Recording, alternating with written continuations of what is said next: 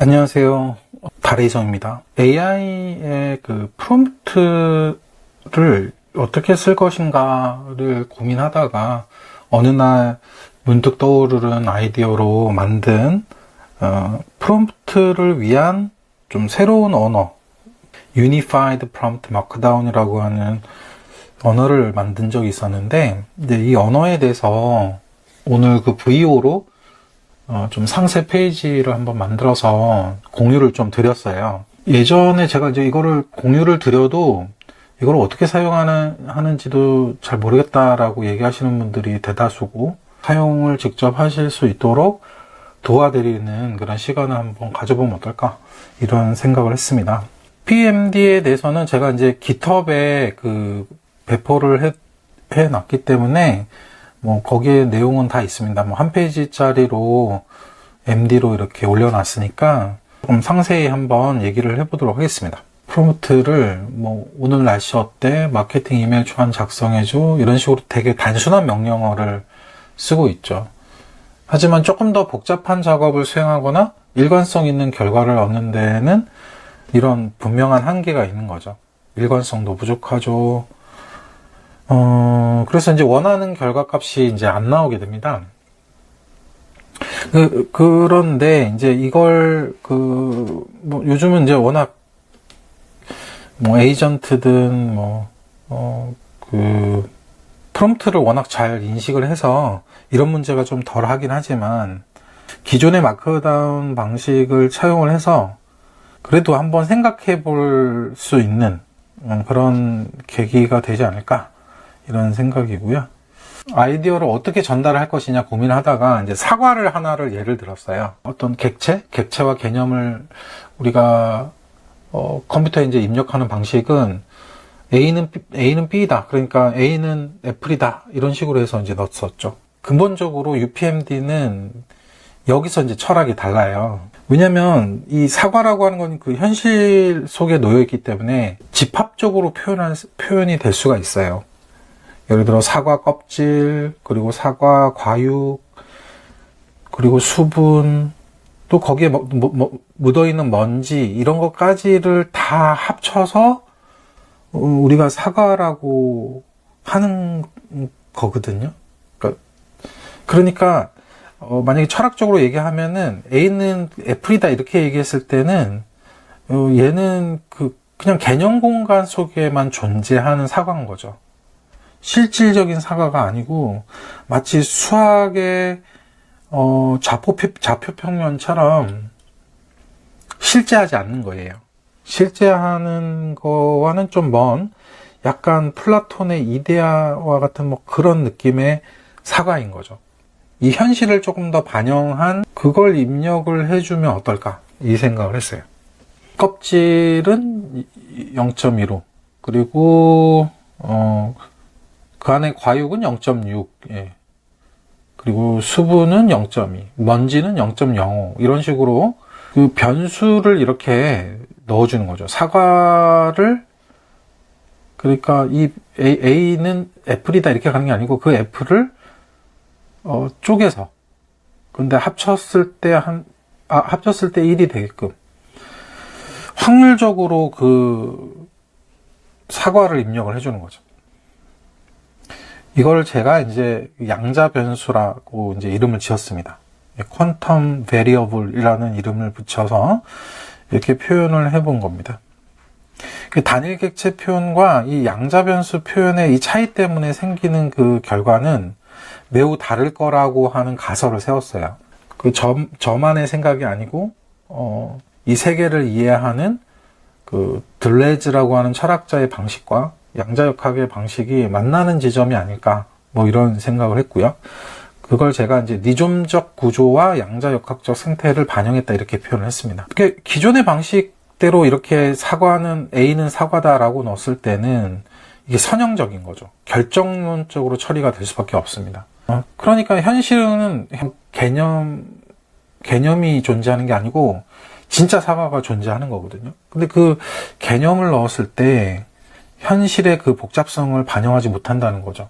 하지만 UPMD는 그 부분을 어느 정도는 감안하게 하도록 하기 위해서 이렇게 확률적으로 그리고 차원을 높여서 정보를 주는 방식을 택하게 되었습니다. 맥락에서 이제 내려오는 어떤 그 모듈들의 그 가중치를 이제 조정할 수 있게끔 되어 있고, 그런 것들이 얽혀서 서로 연동이 되게 유기적 관계를 맺게끔 만들어 놨어요. 여기서 얽혔다라고 하는 거는 이런 겁니다. 이제 예를 들어 이 사과 전체라고 하는 거를 1이라고 놨을 때 사과 껍질의 비중이 높아진다면 다른 것들도 변화할 수밖에 없을 거예요. 그래야 1이 되니까요. 그런 것처럼 하나가 다른 것과의 그 연관에서 얽혀 있는 거죠. 그래서 이 실제 세계의 그 복잡성과 다양성을 이 UPMD가 반영할 수 있지 않을까. 그럼 그렇게 입력을 했을 때 그러면은 인공지능의 알고리즘을 타고서 처리되는 그 과정과 그 결과는 어떻게 될까? 그 기존의 방식은 이렇게 선형적으로 A는 애플이다, 이게 단일값이 할당이 되면서 결정이 돼버리는 거죠. 이것은 사과입니다. 이렇게. 그러니까 이게 그 UPMD인 경우에는 이거를 이제 나눠놨잖아요. 이제 껍질, 과육, 그죠? 습도, 뭐 먼지, 이 모든 것들을 최대한 현실을 최대한 반영하기 위해서 이렇게 다양한 데이터를 넣어준 거죠. 그랬을 때 이것들이 각 구성 요소의 그 확률을 분석하고 각각의 가중치를 조정해 가면서 서로 얽혀가지고 병렬로 처리가 됩니다. 그 피드백 루프를 이제 설정을 해가지고 최적화시켜서 이제 나오는 거죠. 그냥 A는 애플이다라고 넣었을 때보다 이런 정보들이 더 들어가 있는 거죠. 각각의 구성 요소부터 해가지고 또 이것들과의 관계가 들어가 있는 거예요. 그렇다면 우리는 이거를 그냥 사과라고 하는 추상적인 명사로 보는 게 아니고 껍질과 그 과육과 그 또 위생, 먼지가 묻어 있다면 위생 맥락에서도 생각할 수 있는 거고, 껍질에 묻어 있는 어떤 뭐 농약에 대해서도 생각해 볼 수 있는 거고요. 요리할 때 껍질을 뭐 벗겨야 되는 건지 아니면 과육만 써야 되는 건지, 이런 부분들에 대한 더 많은 정보들을 끌어올 수 있다는 거죠. 더 실제 세계의 복잡성과 다양성을 반영하는 방법 아닌가라는 생각입니다. 그래서 그 UPMD의 첫 번째 이제 철학적인 기반은 들레즈입니다. 굉장히 어려운 철학자라서 제가 몇 권의 책을 읽어봐도 잘 이해가 안 됩니다. 하지만 천의 고원, 그러니까 천개의 고원이라고도 번역되는 그 앞부분에 이 리좀에 대한 얘기가 나오는데 그 부분은 잘 이해가 되었어요. 예. 그래서 리좀에 대해서 이렇게 설명하는 거랑 또 아는 거랑 또 달라서 설명이 잘 될까 모르겠지만, 어떤 전통적인 서양 사고와는 좀 다른 생강이나 잔디 등이 이제 땅 속에서 불규칙하게 뻗어나가는 방식의 어떤 위계나 중심 없는 네트워크의 형태, 이거를 이제 리좀이라고 하거든요. 이게 헤겔식의 어떤 지식의 나무 구조, 뭐 절대정신이라고 하는 것을 중심으로 해서 가지와 가지들이 쳐나가는, 실제로 존재하지 않은 개념적 공간에서의 그 위계 질서를 이제 파괴해 버린 거죠. 이 리좀이라고 하는 것이. 이 리좀이라고 하는 게 뭐 마치 옵시디언에 있는 노트들이 뭐 백링크 뭐 이런 링크들로 연결되어 있는 것처럼, 그 옵시디언의 이제 그래프 뷰 비슷한 거잖아요. 비위계적인 구조로 연결되어 있고 각각이 다 중심이 되는 거예요.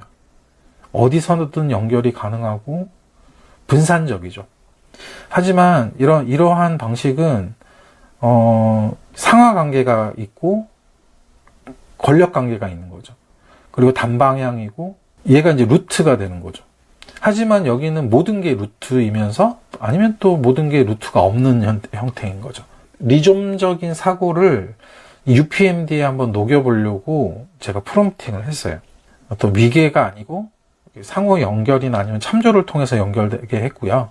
그 양자의 어떤 중첩이나 얽힘이라고 하는 것도 최대한 반영을 하려고 했습니다. 그러면 중첩이라고 하는 거, 이제 슈퍼포지션이라고 하는데, 이 중첩이라고 하는 건 뭐냐? 우리가 이제 아주 유명한 실험이 슈레딩거의 고양이죠. 밀폐된 상자 안에 고양이와 그 방사성 물질과 독가스 장치가 있는데, 이 방사성 물질이 만약에 붕괴가 되면 독가스 때문에 이제 고양이가 죽게 되는 거죠. 하지만 이게 관찰되기 전에는 어느 쪽으로도 결정이 안 난 중첩 상태로 존재한다라고 하는 거예요. 이게 솔직히 이제 인간의 그 뇌로는 잘 이해가 안 되는 부분이죠. 그 어떤 상자 안에 고양이가 있는데 그 고양이가 산 것도 아니고 죽은 것도 아니고 그 산 것과 죽은 것에 50대 50으로 존재한다라고 했을 때 그런 고양이가 어딨냐라고 반문할 수가 있겠지만 이 그 양자라고 하는 게 이제 우리의 어떤 그 미시적 세계 속에서의 어떤 입자들의 움직임의 법칙인 거잖아요. 그러니까 우리의 그 어떤 이 물리 세계와는 좀 다르게 그런 것들이 운동하고 이렇게 관계를 맺고 있기 때문에 이 양자 중첩 상태는 바로 그런 걸 설명하기 위한 개념인 거죠. 그렇다면 이거를 저는 이제 어떻게 해석을 했냐면 코드라면 그 코드를 타고 그 코드 안에 있는 알고리즘을 타고 쭉 내려와서 아웃풋으로 나올 거예요. 근데 그 아웃풋으로 나오는 그 과정에서 얘가 이 거치는 그 모든 맥락들 있잖아요. 컨텍스트. 이 컨텍스트들이 기존에는 고정되어 있고 경직되어 있고 위계적인 구조라는 거예요. 깨고 싶었던 거예요.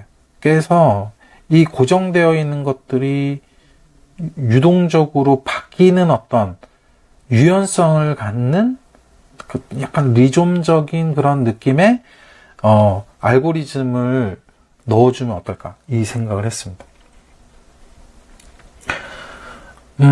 불확정성의 원리도 마찬가지입니다.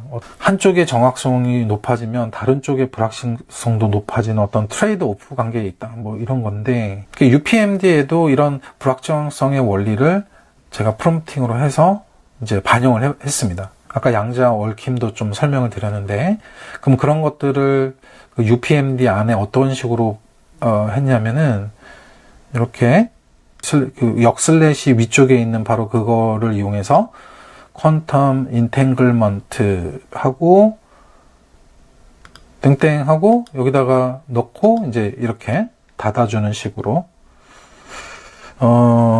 보통 그 MD의 그런 방식으로 마크업 언어의 그 방식으로 이렇게 한 거죠. 그래서 서로 다른 변수들이 어떤 식으로 의존적 관계를 맺고 있느냐를 바로 요 함수에 넣어가지고 이제 정의 내리게끔 했습니다.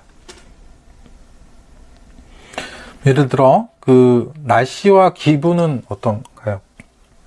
서로 얽혀 있을 수 있잖아요.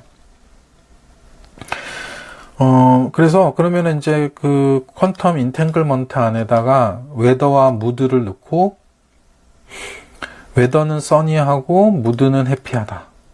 그리고 그거에 인수를 넣어주는 거죠. 그게 0.4다. 그러면은 40% 반영이 되는 거예요. 이 관계가. 각각의 A와 B가 무관하지 않은 거죠. 서로 얽혀 있는 겁니다.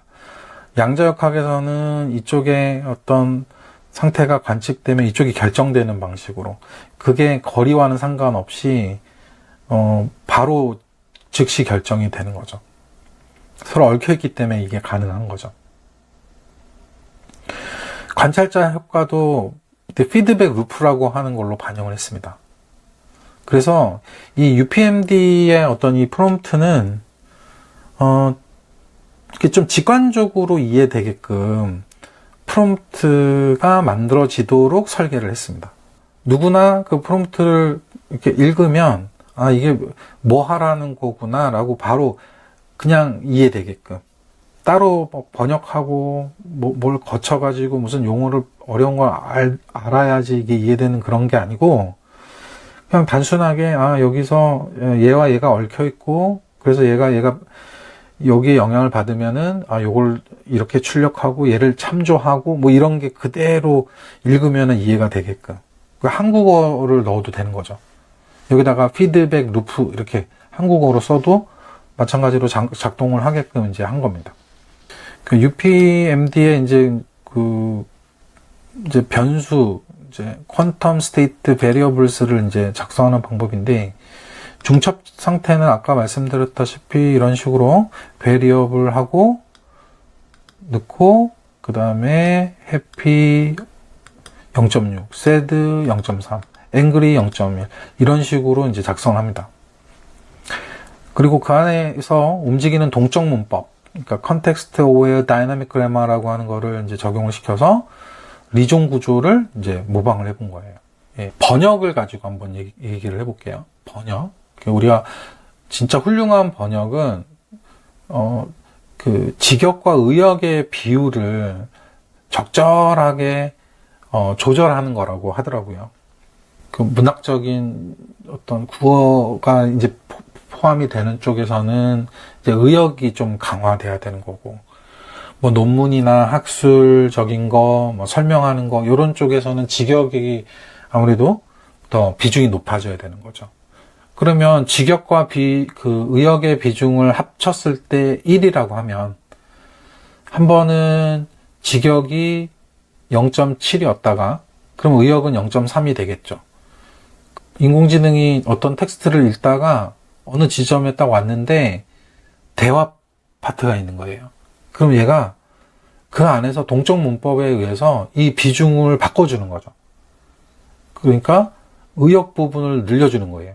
아까 0.3이었는데 얘를 여기 대화편이네? 그리고 여기를 0.6으로 높이면 직역 부분이 0.4로 줄어들겠죠. 이런 식으로 다이너믹하게 움직이도록 이렇게 만들어 놓은 거예요. 그래서 맥락을 인식해서 동적으로 그걸 하도록 어떻게 했냐면은 이 수치들이 움직이게끔 한 거예요. 이 수치들이. 서로 얽혀있는 이 수치들이 얘가 3으로 높아지면 얘가 4로 낮아지고 얘가 뭐 2로 높아지고 뭐 이런 식으로 이것들이 서로 얽혀서 이 문법에 적용되도록 한 거죠. 마치 레고 블록처럼 이런 식으로 붙어 있는 거고, 각각이 그 다양한 입출력 이런 것들이 통합적으로 조율되고 관리될 수 있도록 했습니다. 그리고 각각의 또 이런 모듈들이 서로 얽혀 있어서 또 이런 것들이 서로 상호 관계를 명시적으로 정의될 수 있게끔 했습니다. 그 피드백 루프를 넣어서 스스로 프롬프트나 이런 것들을 개선해 가지고 그 확률을 계속 조정해 갖고 최저값을 찾도록 했습니다. 0.3, 0.7로 쭉 번역을 하다가 보니까 이 비중을 바꿔 가지고 0.4, 0.6으로 했는데 결과값이 밑으로 딱 떨어졌다가 보니까 결과값이 안 좋은 거예요.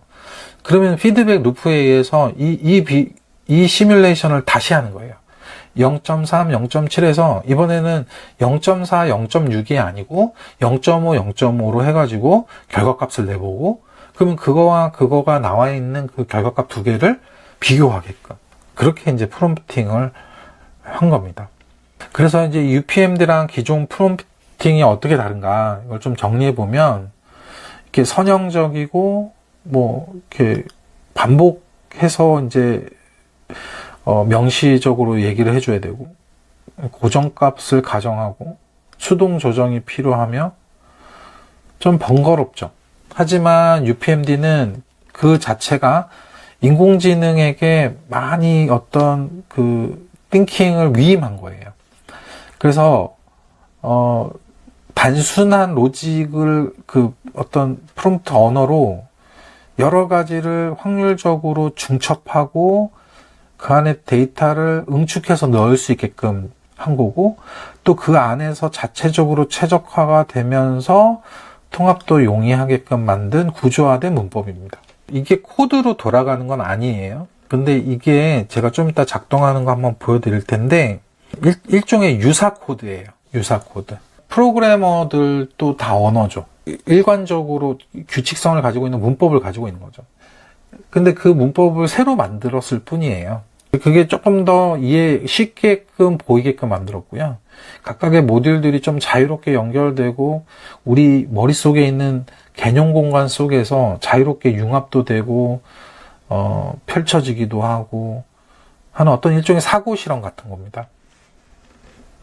그래서 이게 저는 이제 교육적인 목적으로 이 언어를 만든 거고요.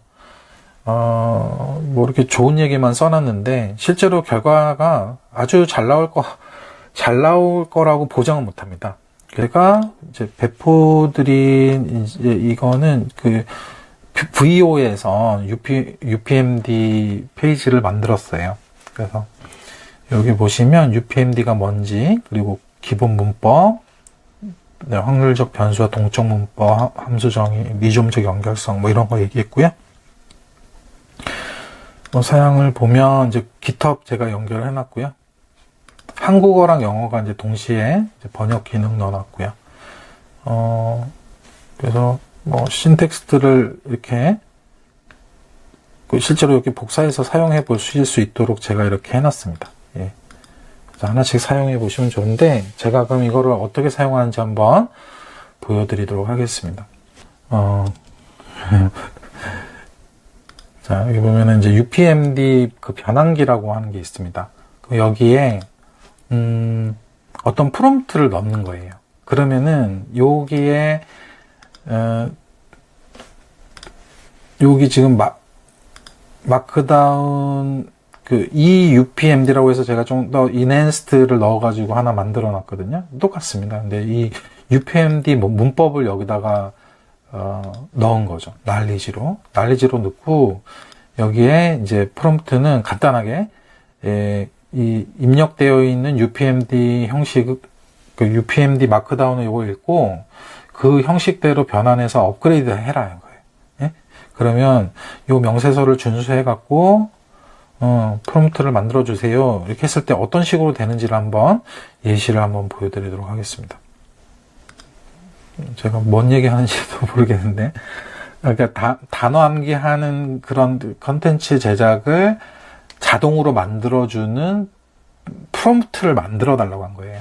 그걸 메타 프롬프트라고 제가 표현을 한 거고요. 그래서 이렇게 이제 지금 프롬프트가 생성된 게 보이시죠? 그래서 뭐 단어 암기 0.7, 발음 연습 0.2, 이제 활용 학습 0.1. 이게 이제 밑에서 변환되면서 그 난이도나 학습 스타일이나 그 각각의 뭐 시각적, 청각적, 운동 감각적 이런 것들이 변수로 다 들어가는 거예요.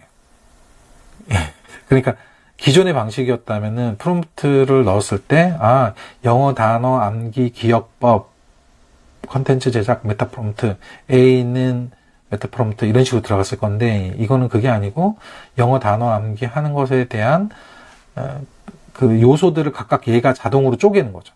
단어 암기도 해야 되고 발음 연습, 활용 연습 이런 게 들어가야 되는 거고 거기에 뭐 이미지, 연상 이미지 들어가면 좋고 기억 연결고리 강도를 넣고 학습자의 맞춤으로 난이도를 만들고 제가 어떠한 프롬프트도 안 넣었지만 얘가 자동으로 UPMD의 그 철학을 반영해가지고 이런 것들을 양자역학의 얽힘이나 중첩이나 뭐 이러한 것들이 반영돼가지고 이렇게 훌륭한 프롬프트가 하나가 이제 탄생하게 된 거죠. 그러면 이 상태에서 얘를 이제 한번 실험을 한번 해보시면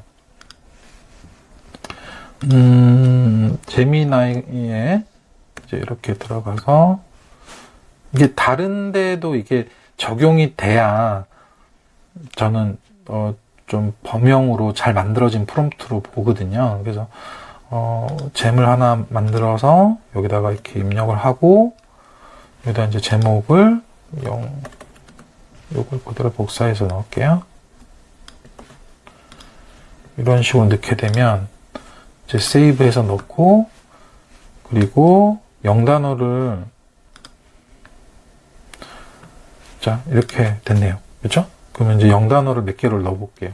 이렇게 한번 넣어볼게요. 네. 이 단어들을 이제 기억법에 의해서 암기하는 방법들이 이제 발음, 의미, 연상, 이미지, 예문 이 모든 요소가 반영이 되어 갖고 그 이미지도 어떤 걸로 얘를 기억할지를 만들어 준 거예요. 예를 들어 지금 피나미난을 보시면 현상이란 뜻인데 부원노미는 현상금을 쫓는 탐정이다. 뭐 이런 식으로 해서 뭐 현상금이라고 하는 걸로 부원노미 요 발음과 현상금 요거를 연상을 시키도록 만들어준 거죠. 얘가 뭐 이런 식으로 이제 컨텐츠가 바로 만들어지죠. 번역 프롬프트를 이제 한번 또 마지막으로 보여드리겠습니다. 이제 번역에 이제 제가 많이 사람들은 많은 분들에게 제가 이 프롬프트는 공유를 드렸는데 여기 있네요. 양자 변수 번역 접근법이라고 하는 프롬프트인데, 근데 그게 지금 이 양자 번역 이 프롬프트만 하더라도 이렇게 에디트 이렇게 들어가면 여기 지금 UPMD 양식으로 넣어져 있죠. 근데 이 UPMD도 이렇게 보시면 이게 영어가 아니고 한국어로 그대로 되어 있어서 읽어보시면 이해가 됩니다. 제가 한번 다시 보시면 직역 0.3, 의역 0.7 그리고 전문성을 나눠 놓고 동적 문법이 작용이 되게끔 한 겁니다. 어떨 때는 초보, 중급 전문가가 번갈아 가면서 그리고 텍스트 분석할 때 각각의 요소들이 필요한 요소들을 다 데이터로 가지고 와서 각각을 적용하도록 한 거죠. 얽힘, 자, 시, 의역, 소설, 직역, 에세이, 의역 이런 것도 이제 넣어서 얽히게 만들어 놨고, 그리고 이제 함수 안에도 그냥 함수 하고 이제 넣은 거예요. 함수. 이렇게 함수. 직관적으로 이해가 되잖아요. 프로세스도 이런 식으로 서로 참조하게끔 이렇게 골뱅이로 해가지고 각각이 이렇게 그 릴레이식으로 될 수 있게끔 해놨습니다. 피드백 루프를 넣어서 그 각 접근법을 이제 조정할 수 있게끔, 그리고 창의적인 재해석 같은 것도 증가시킬 수 있게끔 그렇게 한 겁니다. 예. 오늘 제가 목 상태가 안 좋아갖고 목소리가 오늘 더 잠겼는데요. 그냥 요 정도 제가 전달 드리는 걸로 오늘 영상은 마치고 다음에 더 좋은 컨텐츠로 여러분들을 찾아뵙도록 하겠습니다.